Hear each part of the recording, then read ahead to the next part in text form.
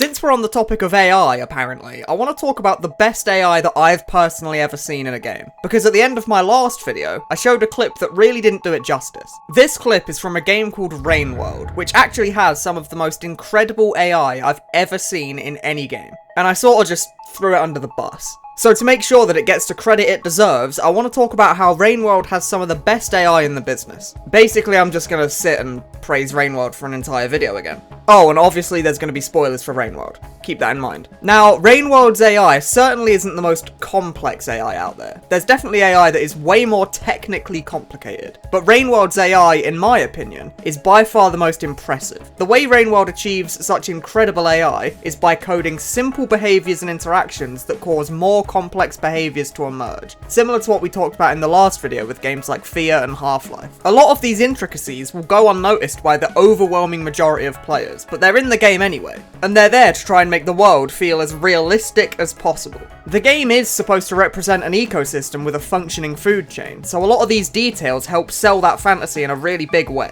For example, these are lizards. They are Rain World's most common enemy type, and they come in a whole bunch of different flavours, marked by the colour of their head. And the different flavours of lizards all have different behaviours, abilities, and personalities. Some lizards are territorial, and they'll fight each other if they feel threatened by each other's presence, but they will also fight each other over food. Food, such as you, the slug cat. So if you're caught by a lizard, you're not necessarily instantly dead, which means that you can just sit and watch the lizard try and carry you away to its den. And if you're lucky, another lizard will come along and fight over you, causing the lizard to drop you and allow you to escape. And this behaviour emerges purely because the lizards will fight over food. But not all of the lizards will do this. Each lizard type has different behavioural attributes. They have different levels of aggression and different abilities, and they'll react differently to the player and to threats like vultures. And by far the smartest lizard type is the yellow lizard. Or at least the wiki calls them yellow, because they're clearly orange, but yellow it is. Yellow lizards hunt in packs, and if one of the lizards sees you,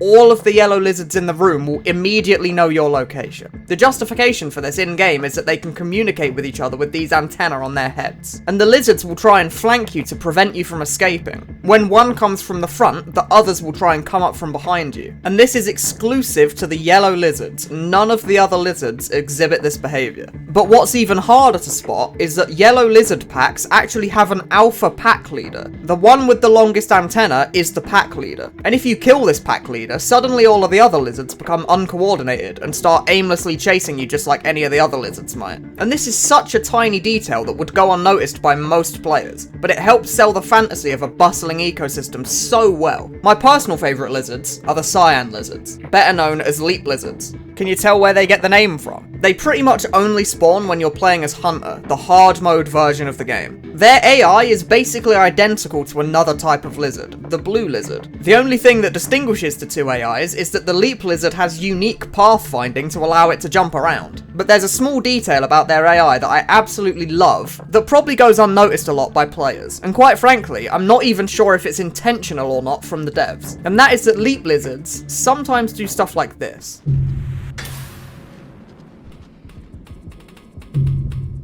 They make mistakes. They mess up sometimes, just like a real animal might. But their volatile movement makes these mistakes way more fatal. And I think that this is such a good touch to the enemy. Every creature in Rain World exhibits this sort of thing to a degree. They'll make mistakes, they'll miss you when they try and lunge at you, they'll fall off of stuff. But I think it's so cool that the hard mode exclusive enemy that's crazy fast still kept the ability to make mistakes. A lesser developer might have been tempted to make the leap lizard completely flawless to make the game tougher during a hunter playthrough, but they instead allowed moments like this to occur. And I just think that that's genius. I could sit and talk about the lizards in this game all day, but for the sake of a shorter video, let's talk about something a bit more broad that Rain World does so well. A big selling point of Rain World is that the game isn't really about you. The game chugs along even when you aren't witnessing it. And a big part of the way they pull this effect off is with the AI. The AI in Rain World is constantly active, even if it isn't on the screen. It is always being simulated in the area that you're in. This means that it's very common that you will enter a room and there will already be some sort of skirmish taking place. a bunch of lizards fighting, or a vulture trying to take something away. You can just stumble upon these events all the time, and they're completely unscripted. It is just the AI of the creatures interacting with each other based off of how they're supposed to behave. And even if you never went into that room, those situations would still be simulated, just in case. Not only that, but even the animation itself is handled by the AI. Ever wondered why the animation in Rainworld looks so unique? This style of animation is called procedural animation, and to explain that, I'm gonna need to talk about Mario for a sec.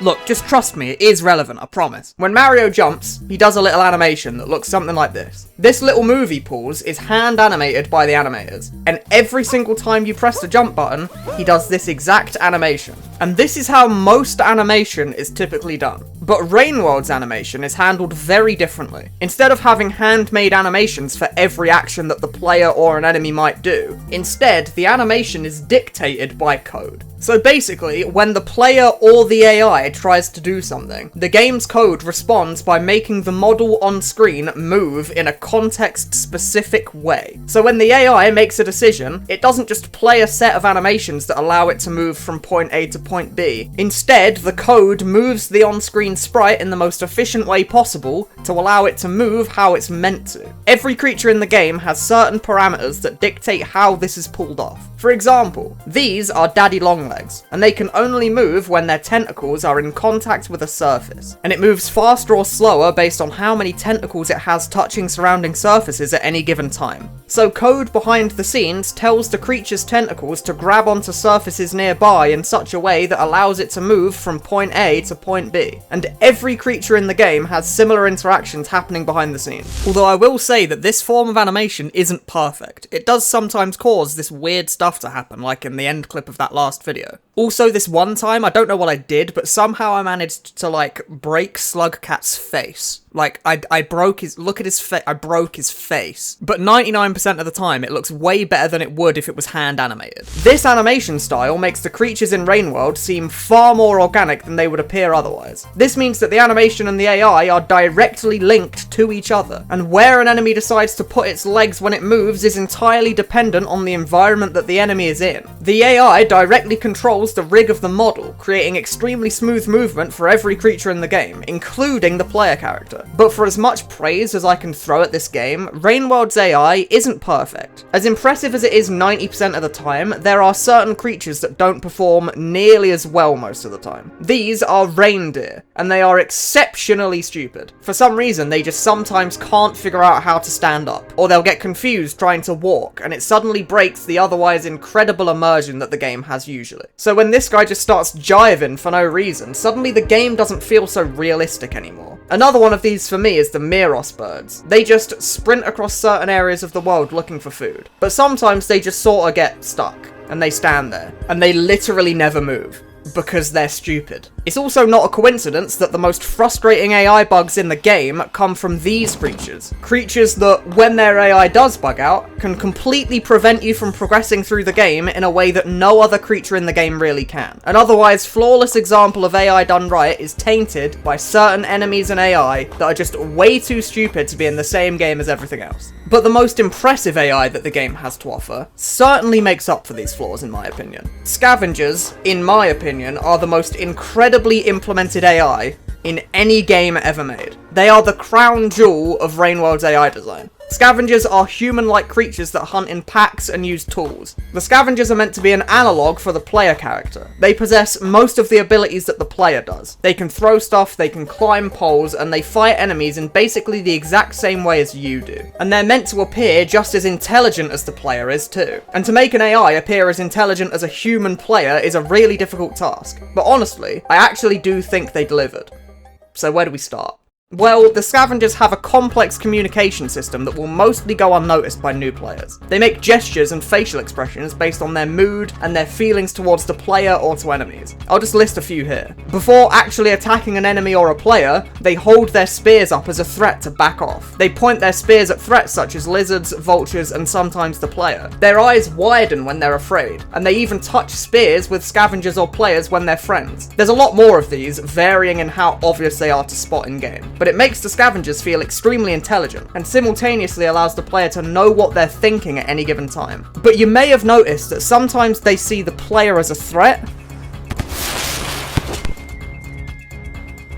but sometimes they're friends. Well, the scavengers also have a complex reputation system. If the player kills a scavenger, the other scavengers take note and they see you as a threat. The more you kill, the more of a threat you become. Having a bad reputation to scavengers makes them hostile towards you whenever you encounter them. But eventually, you become so threatening to the scavengers that they will actively seek you out, sending kill squads to your general location to try and eliminate you. However, you can also gain favour with the scavengers. If the scavengers are fighting an enemy, you can come along and help them fight. If you do this, they will notice and they begin to like you for it. In some cases, if they're fighting a creature and they notice you not helping, it can actually decrease your reputation with the scavengers. Another way to gain good reputation with scavengers is through trading. Scavengers find certain items valuable, and giving them valuable items will make them like you. The item they value the most is pearls. If you give a scavenger your pearl, it will make them like you, and they'll even give you weapons in return for it. Scavengers even have tolls set up around the world. The scavenger tribe will stay near the toll at all times. If you give them a pearl, they'll let you pass without a fuss. They even have unique gestures to let you know that you're allowed to pass through, and if you try and pass through without paying the toll, they will kill you.